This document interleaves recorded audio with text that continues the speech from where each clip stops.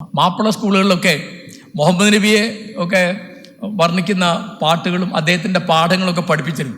അതൊക്കെ അന്ന് കുറച്ച് മതപാഠം കൂടി അതിനകത്ത് ഉൾപ്പെടുത്താൻ അനുവാദം കൊടുത്തിട്ടാണ് മാപ്പിള സ്കൂളുകൾ ഉണ്ടായതുകൊണ്ട്. ഇന്നൊരാവശ്യമില്ല കേട്ടോ, മാപ്പിള സ്കൂൾ എന്നുള്ള പേരിനെ എടുത്തു കളയേണ്ടതാണ്. വളരെ അന്യായമായ പേരാത്. കാരണം അവർക്കൊക്കെ ശമ്പളം കൊടുക്കുന്ന സർക്കാരാണ്. എൻ്റെ നിലപാട് വ്യക്തമെന്ന് വിചാരിക്കുന്നു. ഇതൊക്കെ പൗരധർമ്മം പഠിപ്പിക്കേണ്ടതാണ്. ഈ സന്മാർഗം എന്ന് പറഞ്ഞിട്ട് ദൈവത്തെ ഓർക്കണം എന്നൊക്കെയാണോ പഠിപ്പിക്കുന്നത്? എനിക്ക് അറിഞ്ഞൂടാ.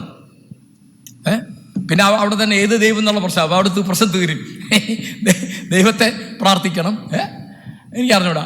അപ്പം ഇത് വേറൊരു മനുഷ്യനോട് പ്രായം മൂത്ത ഒരാളെ എങ്ങനെയാണ് ബഹുമാനിക്കേണ്ടത്, ദരിദ്രനായ ഒരാളോട് എങ്ങനെയാണ് പെരുമാറേണ്ടത്, നമ്മുടെ വീട്ടിൽ അഗതിയായിട്ട് വന്ന ഒരാളെ അല്ലെങ്കിൽ ഭിക്ഷക്കാരനായിട്ട് നമ്മുടെ മുമ്പിൽ വന്ന ഒരാളെ എങ്ങനെ ആണ് പെരുമാറേണ്ടത് തുടങ്ങിയുള്ള കുട്ടികളെ പഠിപ്പിക്കും പരിശീലിപ്പിക്കും വേണം. അപ്പം ഞാനൊരു ഉദാഹരണം പറഞ്ഞുതരാം. ഞാൻ ചെറിയ കുട്ടിയാവുമ്പോൾ എൻ്റെ വീട്ടിൽ ആര് പിച്ചേണ്ടി വന്നാലും ഞാൻ അവിടെ ഉണ്ടെങ്കിൽ, അല്ലെങ്കിൽ ഞങ്ങൾ അവിടെ ഉണ്ടെങ്കിൽ ഉമ്മ സ്വന്തം കൈ കൊണ്ട് കൊടുക്കൂല, ഞങ്ങളെ കൊണ്ട് കൊടുപ്പിക്കും. എൻ്റെ തരും.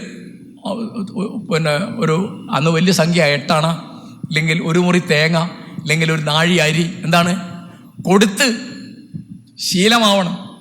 അതാണ്, പഠിച്ചാൽ പോരാ, അത് പരിശീലിക്കണം. അങ്ങനെ വീടുകളിൽ അങ്ങനെ ഉണ്ടായിരുന്നു, പല വീടുകളിലുണ്ടായിരുന്നു. ഇപ്പം എൻ്റെ വീട്ടിൽ ഞാൻ എൻ്റെ അനുഭവം പറഞ്ഞുള്ളൂ. അതുപോലെ ഒരു നമ്മൾ ഊണ് കഴിക്കാൻ നേരത്തെ ഒരു അഗതി അല്ലെങ്കിൽ ഒരു അതിഥി വന്നു. അഗതിയൊക്കെ തുല്യ, അല്ലൊന്നും വ്യത്യാസമല്ല. ഇങ്ങനെ കുട്ടികളെ പഠിപ്പിക്കേണ്ട ഒരു സ്ഥിതി ഇപ്പം ഉണ്ട്. കുട്ടികൾക്ക് ഇതൊന്നും എവിടുന്നും കാണാനില്ല.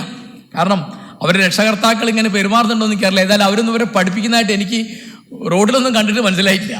ഈ കുട്ടികൾക്കൊക്കെ ബസ്സിലോ തിയേറ്ററിലോ ഹോസ്പിറ്റലിലോ ഒക്കെ നമ്മൾ കാണുന്ന ചെറുപ്പക്കാരുടെ പല തരത്തിലുള്ള ശരീരഭാഷ, അവരുടെ മുഖഭാവം, അവരുടെ വർത്തമാനമൊക്കെ കണ്ടാൽ നിങ്ങളെന്നോട് ക്ഷമിക്കുക, വിനയത്തിൻ്റെ ഒരു പാഠവും അവർ പഠിച്ചതായിട്ട് ഞാൻ കാണുന്നില്ല. മനുഷ്യനാകെ ഒരു പാഠമേ പഠിക്കേണ്ടുവെങ്കിൽ അത് വിനയത്തിൻ്റെ പാഠമാണ് എന്ന് എത്രയോ കാലമായി വിചാരിച്ച് നടക്കുന്ന ഒരു പിന്തിരിപ്പനാണ് ഞാൻ.